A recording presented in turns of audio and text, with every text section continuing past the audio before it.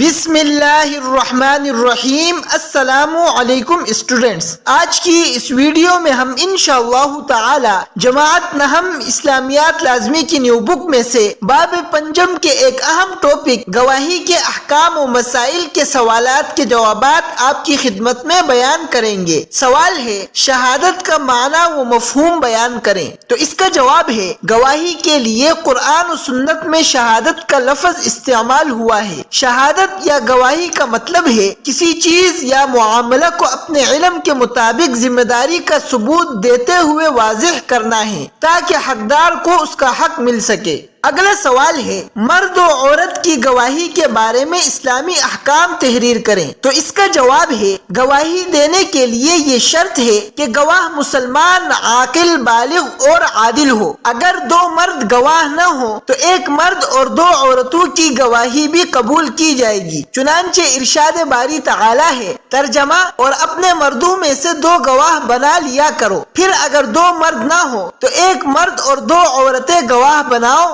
جن کو بھی تم گواہوں کے طور پر پسند کرتے ہو، کہ اگر ان دونوں عورتوں میں سے ایک بھول جائے تو دوسری اسے یاد دلائے، اور جب بھی گواہوں کو بلایا جائے تو وہ انکار نہ کرے۔ سورۃ البقرہ آیت نمبر 282۔ اگلا سوال ہے، گواہی کے دوران کن دو باتوں کا خیال رکھنا ضروری ہے؟ تو اس کا جواب ہے، گواہی میں دو باتوں کا دھیان رکھنا انتہائی ضروری ہے۔ نمبر 1، کسی واقعہ کا مشاہدہ کر کے اس کو دل و دماغ میں بٹھانا۔ نمبر 2، پھر اس معاملے کو قاضی یا جج کے سامنے پوری طرح دیانتداری سے پیش کرنا۔ اگلا سوال ہے، عینی شہادت اور سمعی شہادت کی وضاحت کریں۔ تو اس کا جواب ہے، عینی شہادت، آنکھوں دیکھا واقعہ بیان کرنے کو عینی شہادت کہتے ہیں۔ سمعی شہادت، سنے ہوئے واقعہ کو بیان کرنا سمعی شہادت کہلاتا ہے۔ اگلا سوال ہے، سچی اور جھوٹی گواہی کے کوئی سے دو اثرات تحریر کریں۔ تو اس کا جواب ہے، سچی گواہی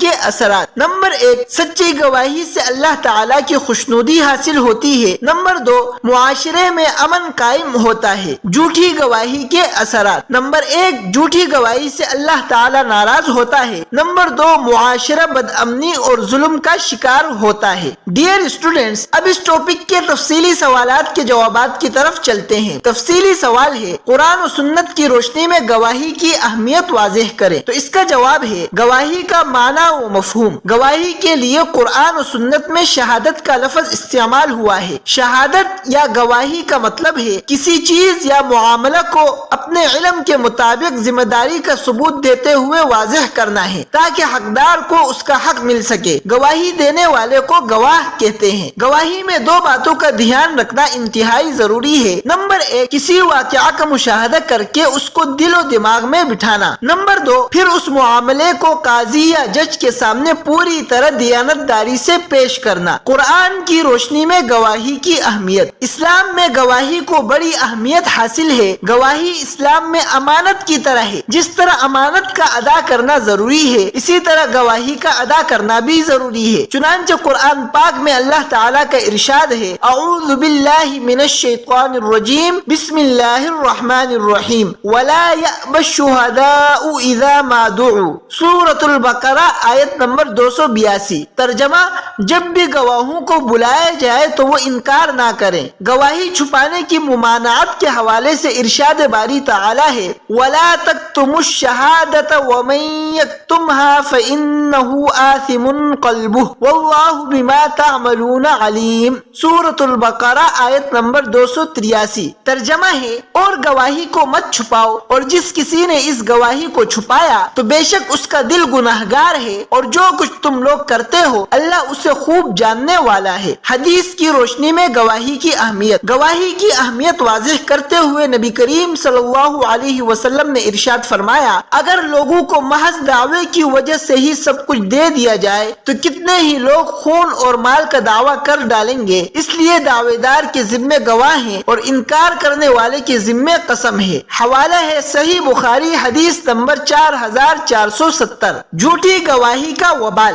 رسول اکرم صلی اللہ علیہ وسلم کا ارشاد ہے کہ جھوٹی گواہی بت پوجنے کے برابر ہے۔ جھوٹی گواہی بت پرستی کے برابر قرار دی گئی، جھوٹی گواہی شرک کے برابر قرار دی گئی۔ 3 بار یہ فرما کر حضور اکرم صلی اللہ علیہ وسلم نے یہ آیت پڑھی کہ اللہ تعالیٰ فرماتا ہے اعوذ باللہ من الشیطان الرجیم بسم اللہ الرحمن الرحیم فاجتنبوا الرجس من الاوثان واجتنبوا قول الزور۔ ترجمہ، بتوں کی ناپاکی سے بچتے رہو اور جھوٹی باتوں سے پرہیز کرو۔ سورۃ الحج آیت نمبر 30۔ لہذا ہمیں چاہیے کہ ہم اپنی ذمہ داری پوری کریں، سچی گواہی اور سچے جذبات کو فروغ دیں، نہ جھوٹی گواہی دیں اور نہ ہی جھوٹی گواہی کی تحسین کریں۔ ڈیئر اسٹوڈنٹس، اگلا اضافی اسلوب بیس تفصیلی سوال ہے، گواہی کی اقسام اور شرائط تحریر کریں، نیز سچی اور جھوٹی گواہی کے اثرات تحریر کریں۔ تو اس کا جواب ہے گواہی کی اقسام۔ نمبر 1، عینی شہادت، گواہی دینا بعض اوقات آنکھوں دیکھا واقعہ بیان کرنا ہوتا ہے جس کو عینی شہادت کہتے ہیں۔ نمبر 2،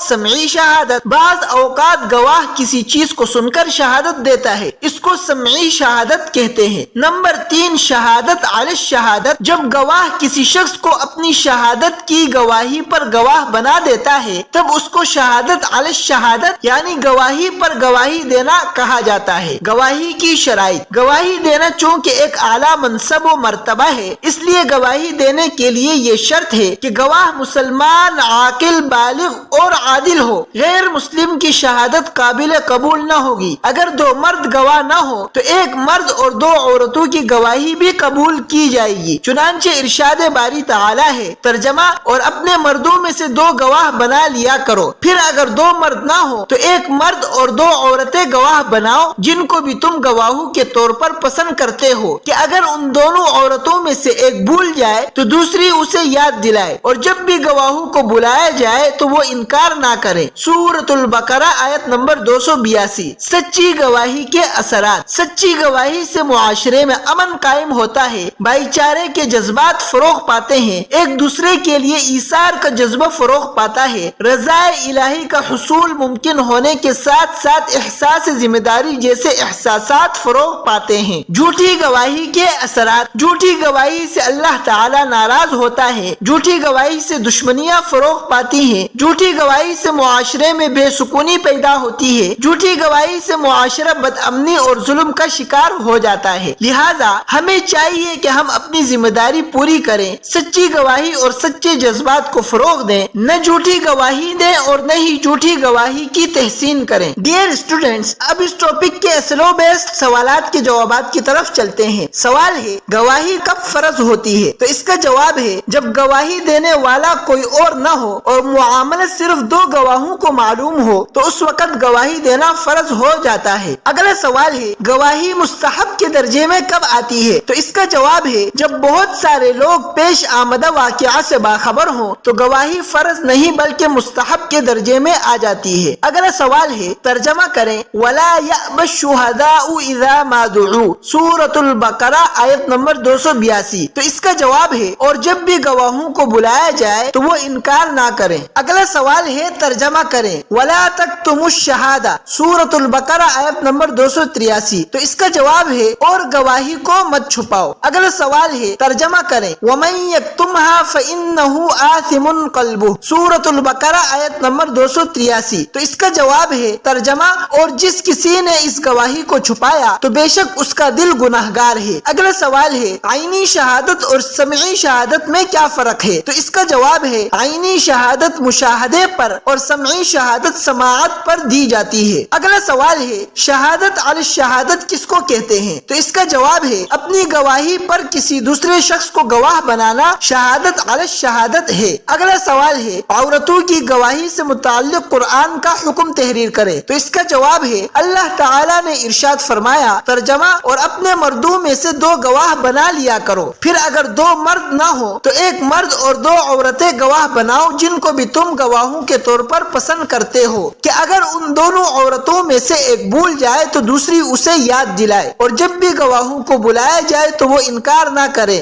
سورۃ البقرہ آیت نمبر 282۔ اگلا سوال ہے، گواہی کی اہمیت حدیث کی روشنی میں واضح کرے۔ تو اس کا جواب ہے گواہی کی اہمیت واضح کرتے ہوئے نبی کریم صلی اللہ علیہ وسلم نے ارشاد فرمایا، اگر لوگوں کو محض دعوے کی وجہ سے ہی سب کچھ دے دیا جائے تو کتنے ہی لوگ خون اور مال کا دعویٰ کر ڈالیں گے، اس لیے دعوے دار کے ذمے گواہ ہیں اور انکار کرنے والے کے ذمے قسم ہے۔ حوالہ ہے صحیح بخاری حدیث نمبر 4470۔ اگلا سوال ہے گواہی دینے کے لیے کیا شرط ہے؟ تو اس کا جواب ہے گواہی دینے کے لیے شرط ہے کہ گواہ مسلمان، عاقل، بالغ اور عادل ہو۔ اگلا سوال ہے اگر دو مرد گواہ نہ ہو تو؟ اس کا جواب ہے اگر دو مرد گواہ نہ ہو تو ایک مرد اور دو عورتوں کی گواہی قبول کی جائے گی۔ اگلا سوال ہے دو عورتوں کو گواہ بنانے کا کیا مقصد ہے؟ تو اس کا جواب ہے دو عورتوں کو گواہ بنانے کا مقصد یہ ہے کہ اگر ان دونوں میں سے کوئی ایک بھول جائے تو دوسری اسے یاد دلائے۔ اگلا سوال ہے جھوٹی گواہی کی ممانعت پر قرآنی آیت کا ترجمہ تحریر کرے۔ تو اس کا جواب ہے اللہ تعالیٰ کا ارشاد ہے بتوں کی ناپاکی سے بچتے رہو اور جھوٹی باتوں سے پرہیز کرو، سورۃ الحج آیت نمبر 30۔ اگلا سوال ہے سچی گواہی کے 4 اثرات تحریر کریں۔ تو اس کا جواب ہے سچی گواہی کے اثرات: نمبر 1 سچی گواہی سے معاشرے میں امن قائم ہوتا ہے۔ نمبر 2